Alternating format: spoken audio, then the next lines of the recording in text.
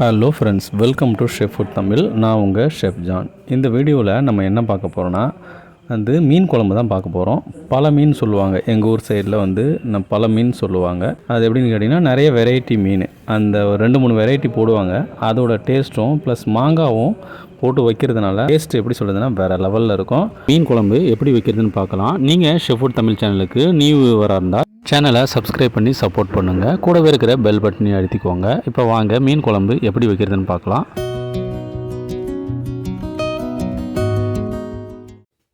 நமக்கு கடாய் சூடாகிடுச்சு. அதில் நமக்கு 3 ஸ்பூனு எண்ணெய் ஊற்றிக்கலாம். எண்ணெய் சூடானதும் நம்ம வெந்தயமும் சோம்பும் போட்டு தாளிக்க போகிறோம். வெந்தயம் போட்டாச்சு. இப்போ கொஞ்சமாக சோம்பு போட்டுக்கலாம். சோம்பு நல்லா பொரிஞ்சதும் சின்னதாக வெட்டி வச்சுருக்கிற சின்ன வெங்காயத்தை 200 கிராம் சேர்த்துக்கிறேன். சேர்த்து ரொம்ப அதிகமாக வதக்கணும்னு அவசியம் இல்லை. கண்ணாடி பதம்னு சொல்லுவாங்கள்ல, அது வரைக்கும் வதக்கிட்டு கொஞ்சமாக நாட்டு பூண்டு சேர்த்துருக்கேன். நாட்டு பூண்டு சேர்த்து நல்லா வதக்கிடலாம். மீன் குழம்போட அந்த பூண்டு வாசனையும் சேர்ந்து வரும்போது ரொம்ப நல்லாயிருக்கும். வெங்காயமும் பூண்டு நமக்கு நல்லா வதங்கி வரும்பொழுதே நம்ம தேங்காய் பேஸ்ட்டு அரைச்சிடலாம். தேங்காவில் அரை மூடி தேங்காய் எடுத்துருக்கிறேன். அந்த தேங்காவில் சின்னதாக வெட்டி வச்சுட்டு அதை மிக்சியில் போட்டு கொஞ்சமாக சோம்பு சேர்த்து நல்லா ஃபைன் பேஸ்ட்டாக அரைச்சி எடுத்துக்கலாம்.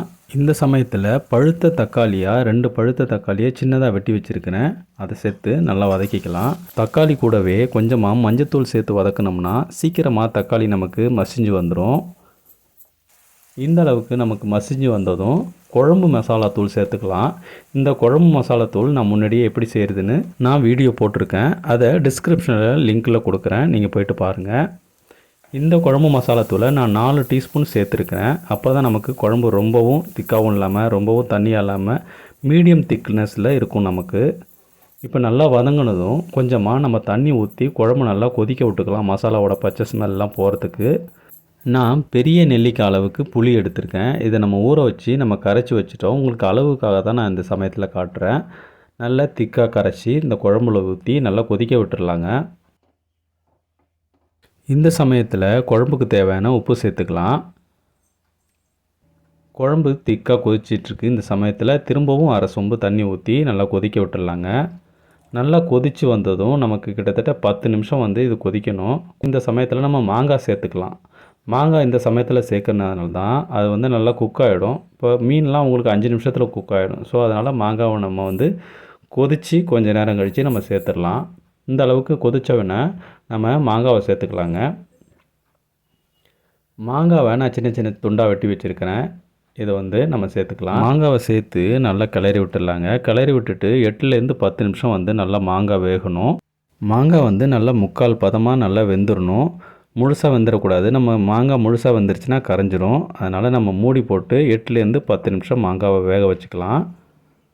இப்போது நல்லா கொதிக்குது. மாங்காவும் நமக்கு நல்லா வெந்துருச்சு. இந்த சமயத்தில் நம்ம அரைச்சி வச்சுருக்கிற தேங்காய் பேஸ்ட்டை இதில் சேர்த்து நல்லா கொதிக்க விட்டுக்கலாங்க. தேங்காய் பேஸ்ட்டு ஒரு 5 நிமிஷம் நமக்கு கொதித்தாலே போதும். நல்லா மிக்ஸ் பண்ணி விட்டுடலாம். கொஞ்சம் தண்ணி சேர்த்து நல்லா மிக்ஸ் பண்ணி விட்டுடலாம். இந்தளவுக்கு நல்லா மாங்காவும் தேங்காவும் சேர்ந்து நமக்கு மீன் குழம்புக்கு கொதிச்சிருச்சு. குழம்புக்கு தேவையான உப்பு, புளிப்பு, காரம் எல்லாத்தையும் நம்ம செக் பண்ணிக்கலாங்க.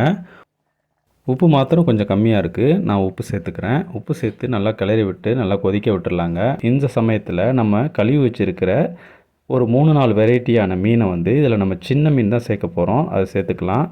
இந்த மீனில் பார்த்திங்கன்னா பாறை மீன், இது ஒரு வேறு வகையான பாறை, செங்கால மீன், இதெல்லாம் சேர்ந்து இப்போ இது எப்படின்னு பார்த்திங்கன்னா ஒவ்வொரு மீனுக்கும் ஒவ்வொரு டேஸ்ட் இருக்கும். அந்த மாதிரி பார்த்திங்கன்னா இந்த 3 மீனோட டேஸ்ட்டும் வேறு லெவலில் இருக்கும். அதுவும் சேர்ந்து மாங்காவோடு சேர்ந்து நமக்கு உண்மையாகவே சொல்லணுன்னா இது வேறு லெவல் டேஸ்ட் இருக்குங்க. நீங்களும் வீட்டில் ட்ரை பண்ணி பாருங்கள்.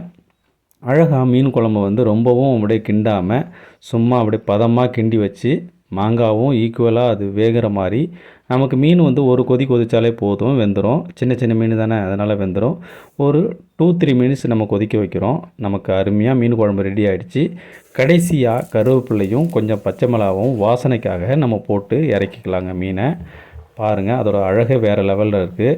மீன் குழம்புல பார்த்திங்கன்னா வில்லேஜ் ஸ்டைலில் இது ஒரு வெரைட்டியான மீன் குழம்பு.